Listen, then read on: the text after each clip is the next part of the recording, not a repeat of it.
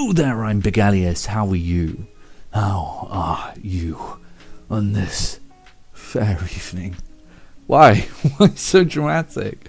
Why was I so dramatic just then? And that's an excellent question. Why? Because there is no answer. Let's get annoyed. I tell you what, let's do that. And one of my favorite subsections of this channel is the let's get annoyed, which sort of popped up out of nowhere, but I love saying that I'm going to get annoyed and then just getting annoyed. So let's do exactly that. The Grammys 2024, which is actually for 2020. It's an immediate issue, but 2024 Grammys for 2023. I understand why it is. I understand, why it has to be this way. But I don't know, man. Like, I feel like they could have labeled it like the Super Bowl, like the Grammys 41. Dun dun dun. John Cena just appears with flutes up his nose doing his own theme tune. Yeah, man, the Grammys. Yeah, so I woke up, I looked at the results for some reason. Big winners this year, Taylor Swift and Miley Cyrus for 2024, which is actually 2023. If you have any idea of, this channel, if you've watched, the previous videos, and you probably know which horse I had backed in this race. I wanted SZA to clean up a lot more than she did. And, obviously, as I mentioned in my Spotify Wrapped video, which totally wasn't creepy in any way. I'm actually a huge SZA fan. I'm a big SZA fan, and if this was music videos, I think it would still be number one. But her music is fantastic. It's just the videos are great. I don't know what any of them are about, but they're fantastic. But the music, well, yep. But yeah, I wanted her to win, and I think she scooped up like 3 Grammys, but I think at least 2 of the 3 were not just her. And admittedly, I was happy that Ghost in the Machine got some recognition because that song is phenomenal. It's a tremendous song. And I love Phoebe Bridgers, who, took some home as well with Boy Genius, which is great. But obviously, Song of the Year went to Flowers by Miley Cyrus. There's a great Pitchfork article about this. They're like, yeah, we're done trying to tell you the song's not good. Okay, fine, whatever. And the album of the year went to Midnight by Taylor Swift because she needed more Grammys.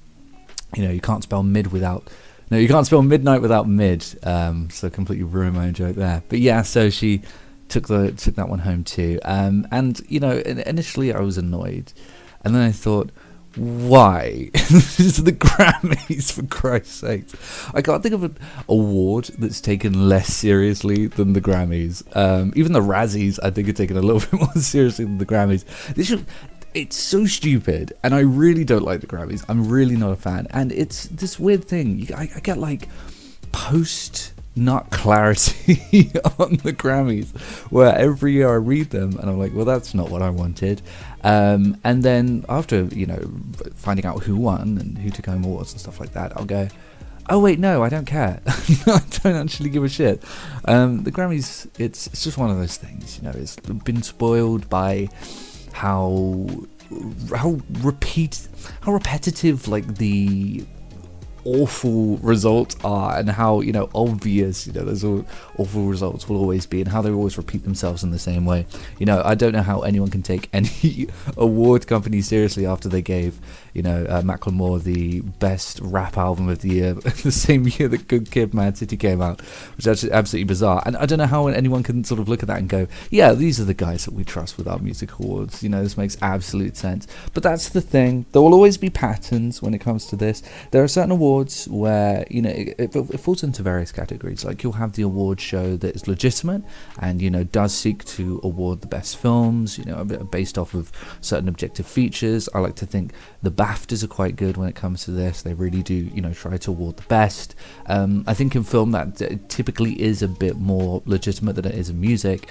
And then you get the other side of the spectrum, stuff like the Grammys, where it's just like, we need to award the person who is most universal and who is going to like instill the most sense of trust with our biggest demographic. So if you look at it, and I'm a very progressive person, but all about equality, and female empowerment is excellent for me, and I think that's absolutely fantastic.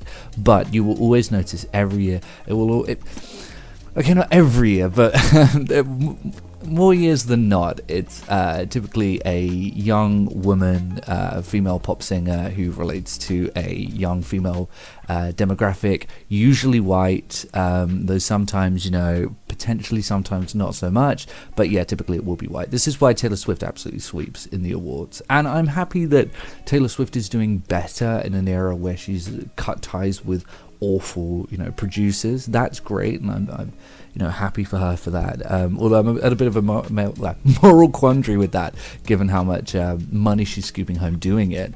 But it's not my type of music, but that's fine. I do understand that there's a lot of universal appeal, but it will always go to someone like Taylor Swift because she has that demographic locked up. And if you want to do anything handy with the Grammys, in any way, shape or form, you can actually use the winners as a filtration system for who their demographic is and who they are trying to appeal to. And in this case, clearly their demographic for them is teenage girls with angst who are not happy with relationships they've had and stuff like that. I mean, look, Taylor Swift, again, she was always going to win. She had one of the biggest, I think she still had one of the top 10 most successful films for a concert film, a friggin' tour film, I think in 2023, she's probably the biggest artist on the planet right now. So that makes sense. And Flowers was the, most streamed song of last year as well, although Kill Bill was second. So again, I'm a bit disappointed by that. But no, that still doesn't explain. It's just not a good song. I'm sorry. It's not a good song. But yeah, I mean, it's just one of those things where you have to be able to take it with a pinch of salt and accept the fact that next year you're going to come back to it and you're going to go, oh, that wasn't what I wanted. And it never will be. And in a lot of cases, that's because you're never going to get exactly what you want from these award shows.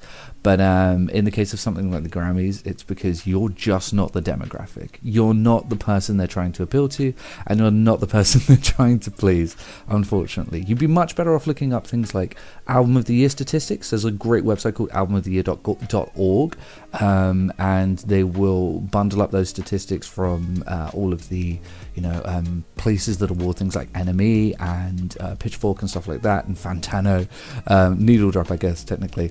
They'll bundle all of that together and give you the statistics based on that, but they'll also give the user scores and what have you. But Pitchfork, again, is a great one to follow too for a better award lineup, and they also have their user polls as well. I don't know who won on the user polls this year, but I know that SZA got Album of the Year this year with Pitchfork.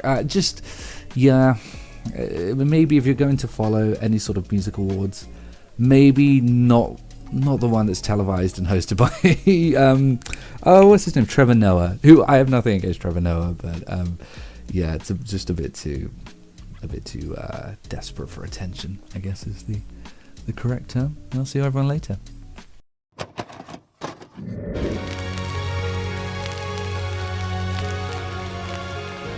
The PlayStation is only $149, and you can also get leading titles.